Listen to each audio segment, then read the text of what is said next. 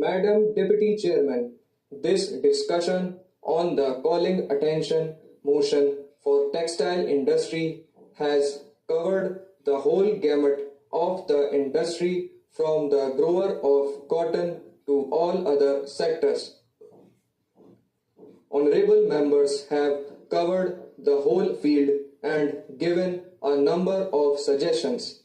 Madam, textiles is a very important industry in our country and it gives employment and work to millions and millions of people in the villages, in the towns, in the rural areas and in the cities. Government is fully aware of its importance in our national life from the economic, social and every other point of view.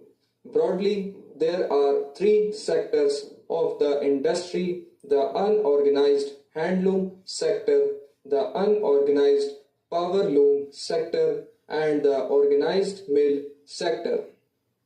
Madam, you would have observed from the speeches made here that there are some inherent contradictions in the interests of the various sectors.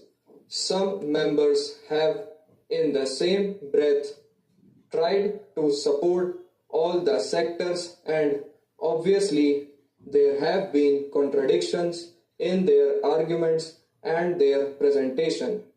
If you want higher prices for the cotton grower, how can you expect reasonable prices of cotton yarn for the handloom and power loom sectors? So, because of this obvious contradiction, there is a demand all over that the textile policy has failed and therefore it should be reviewed.